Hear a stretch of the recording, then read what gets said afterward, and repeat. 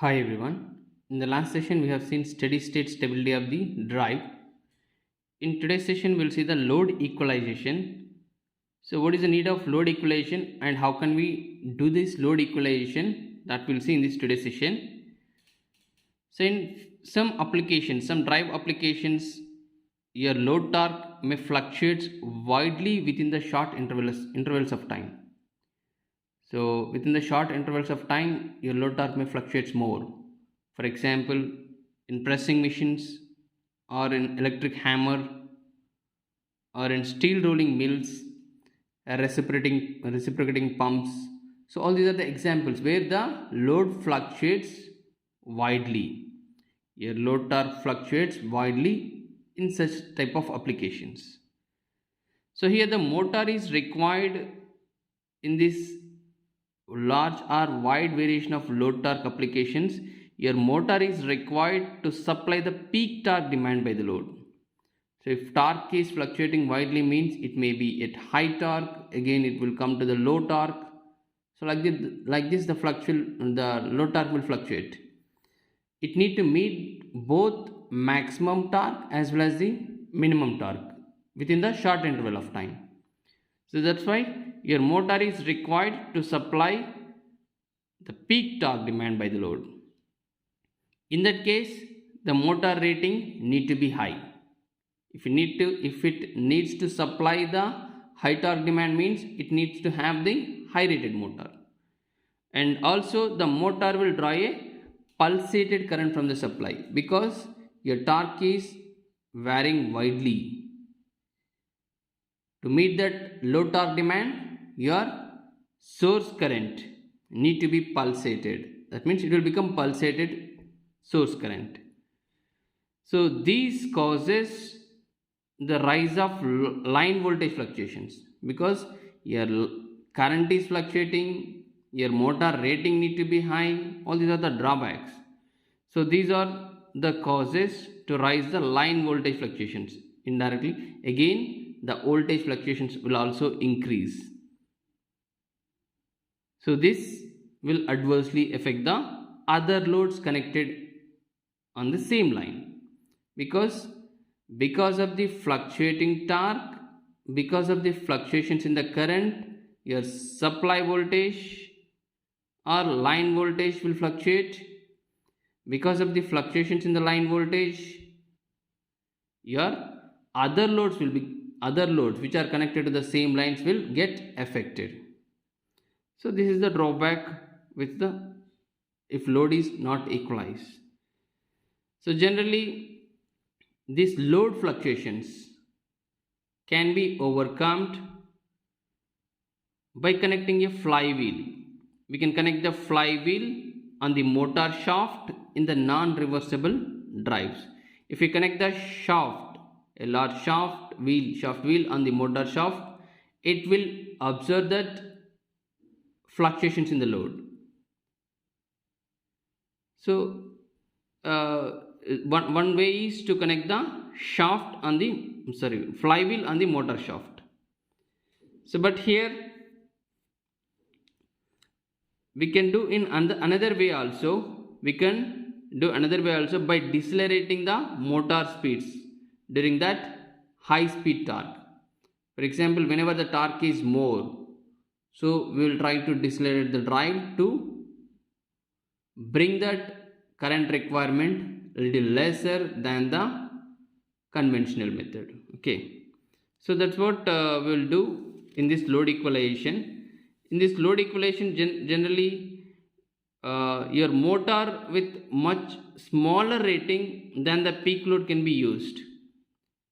So peak load, instead of using the peak load demand, for example, if your peak load torque is one thing, instead of meeting that peak load torque demand, we will use the motor with smaller rating.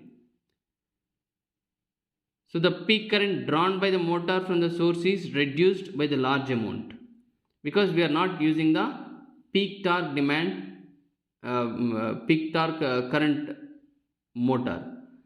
So we are trying to use a little lesser current or lesser rating of the motor so that your peak current drawn by the motor will also reduced.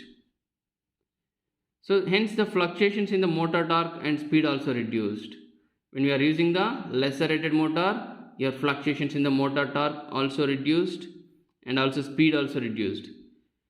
So when the fluctuations in the motor torque and speed is reducing, hence the power fluctuations or power drawn from the source fluctuates very a little. So since the power fluctuations drawn by the source is little or less fluctuations, this is called the load equalization. By using this lesser fluctuations in the load, we are achieving that load equalization. So this load equalization, how can we get this load equalization means? So indirectly what we are doing is we are trying to use the less rated motor to reduce the load fluctuations, so that your power fluctuations will be less. That power fluctuations is less means we are doing the load equalization. By using the load equalization only, we are going for the less power fluctuations. Okay. So for example, if we take how can we achieve that one, that load equalization means, let us assume that the motor speed torque characteristics, or I am considering here the motor speed fluctuating loads. For fluctuating loads, the motor speed shape of the motor speed characteristics are considering here like this. So speed on the y-axis, torque on the x-axis, your characteristics are the drooping characteristics. For that, no load speed omega m naught and the rated speed omega mr, corresponding torque is rated torque, and maximum torque is T max. Let us see another figure. So this is nothing but, this figure is important. So here the variation of the motor torque, this is your variation of the motor torque, and variation of the load torque. Load is pulsated torque, so it has some high fluctuations like this. Pulsating torque, TL is nothing but load torque, T is nothing but motor torque, and the speed for a periodic load. Speed is also mentioned here. Your speed omega m is nothing but with dotted lines. This is your speed. For a drooping motor torque curve, for this type of speed torque characteristics is mentioned here. Okay. We'll see how we got that one. So here let me explain this figure. So here minimum motor torque is T minimum, maximum motor torque is T maximum, because these notations we are going to see in the derivation also. TLH is nothing but the load torque, high load torque. TLL is nothing but the low load torque, and here total time period of the load torque is nothing but T. During the high load torque, TH time period. During the low load torque, TL is the time period.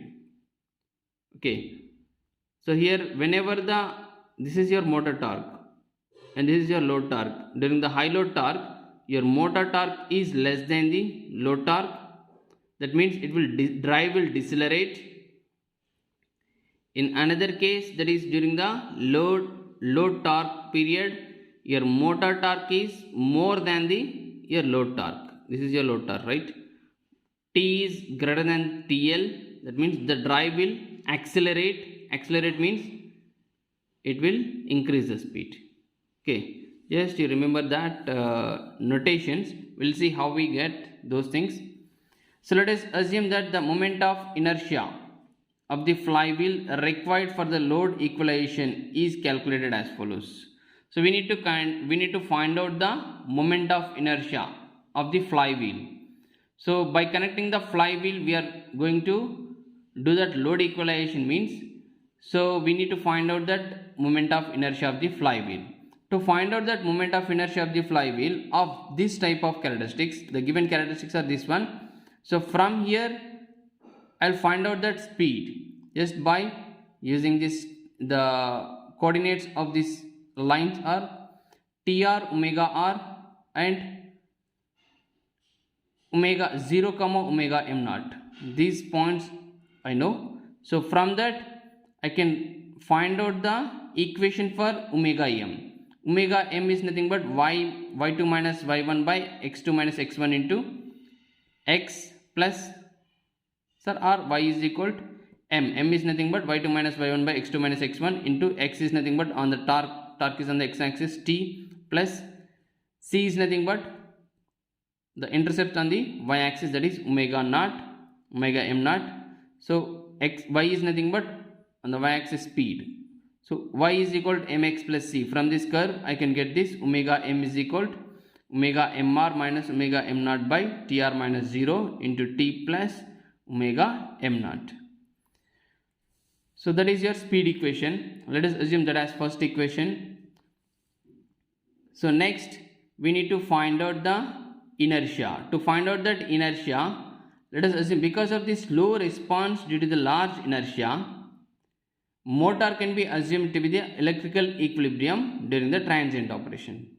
So during the transient operation, you need to find out that the inertia due to the component due to the inertia component, the inertia variable. Inertia variable is nothing but j. So by differentiating this first equation with respect to the d by dt of first equation and multiply the same equation with the j, so that you will get the j into d omega by dt. Already you got that omega equation, right? Simply I am doing j into d omega by dt on the left side, j into d omega by dt on the right side. So j into d omega by dt is equal to d omega by dt, differentiation of this one. So here simply I am reversing this two terms. Instead of omega r minus omega m naught, here I have considered omega m naught minus omega mr. That's why here this minus term has come. So multiplying with j by tr and differentiation of this torque. This is variable, so dt by t. This is constant, so it will be 0. Now you got this term. So j into d omega by dt is equal to this entire term. I am considering it as some constant, that is tau m. So your mechanical time constant tau m, where tau m is equal to j into omega m naught minus omega mr by tr. That I am considering it as some a equation. So here tau m is nothing but mechanical time constant. So mechanical time constant is nothing but the time required for the motor speed to change by its omega m naught minus omega mr when the motor torque is maintained constant at the rated value. So the time required for the motor speed to change from omega m naught minus omega mr. So this change is required. What is the time required for this corresponding change is nothing but the corresponding time is called the mechanical time constant. So here use that fundamental torque equation, that is nothing but T is equal to J into d omega by dt plus TL. Further, by using this equation we can find out the inertia of the motor torque, inertia of the flywheel. So T is equal to J into d omega by dt plus TL.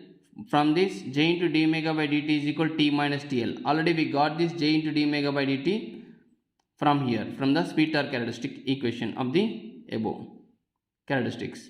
So J into d omega by dt is equal to T minus TL. So here by comparing this again, if you rewrite this equation, T minus TL is equal to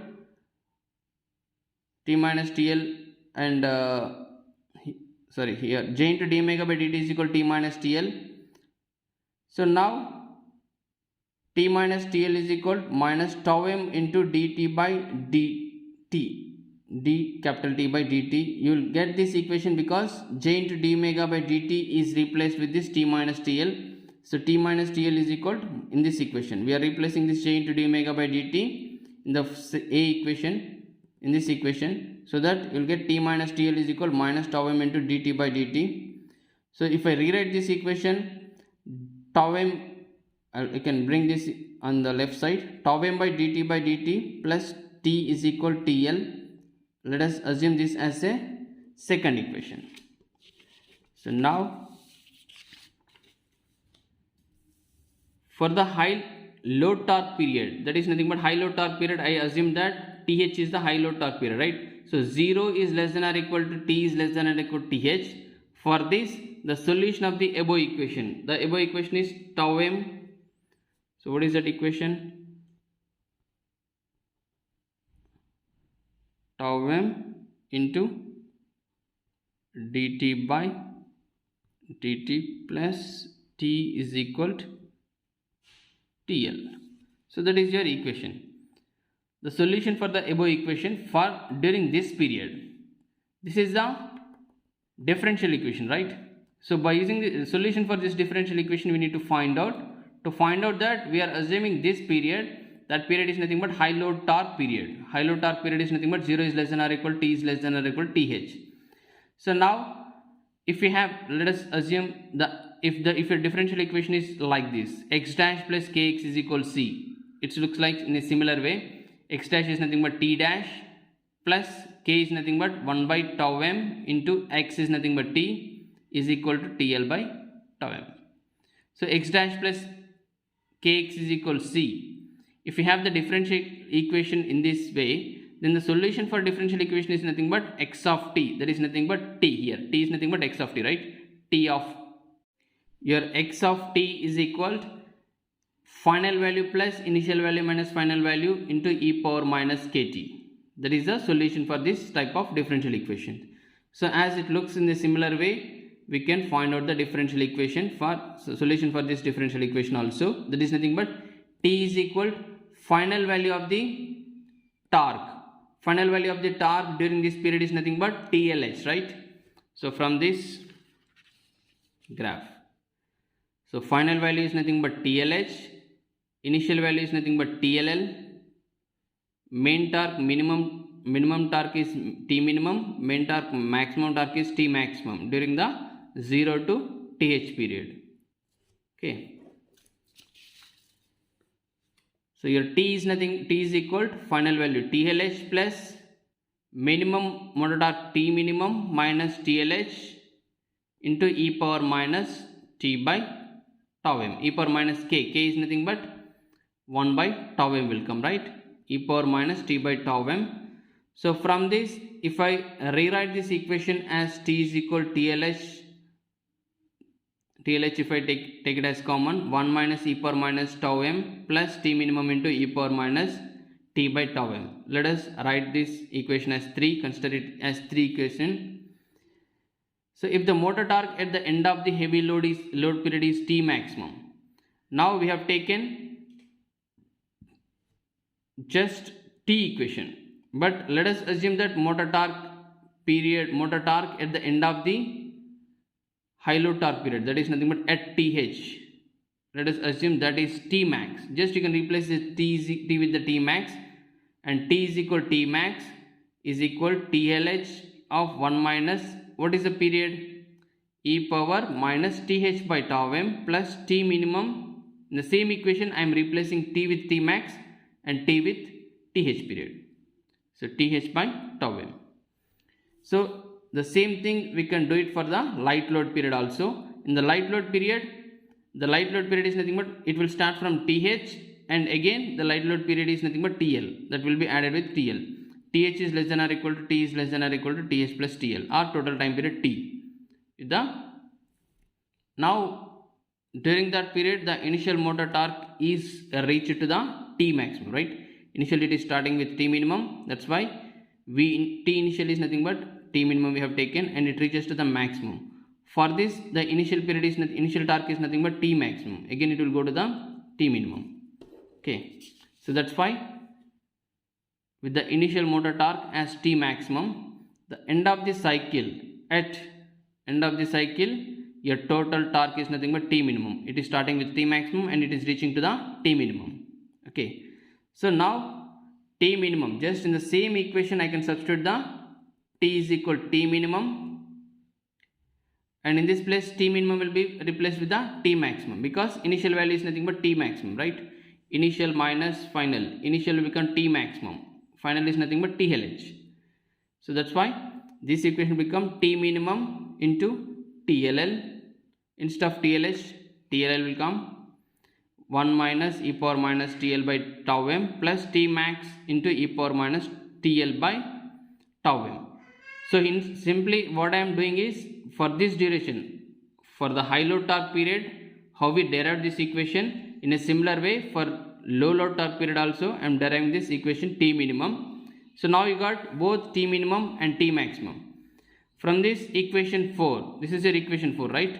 From the equation 4, I can rewrite that equation as T max is equal to TLH minus, simply I can separate the terms, minus TLH into e power minus TH by tau m plus T minimum into e power minus TH by tau m.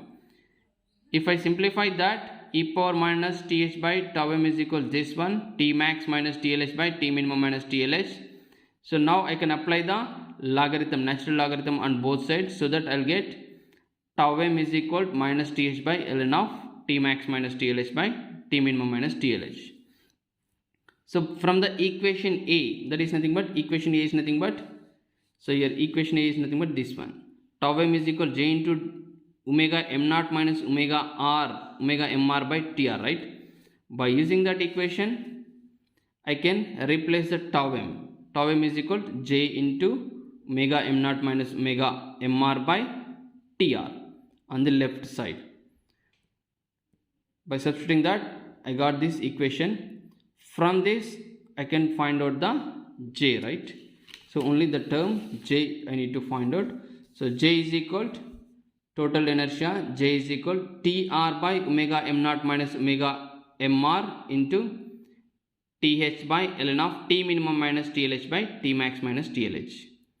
Again, by using the same, in a similar way, we can derive the J for low load torque period also by using the equation 5.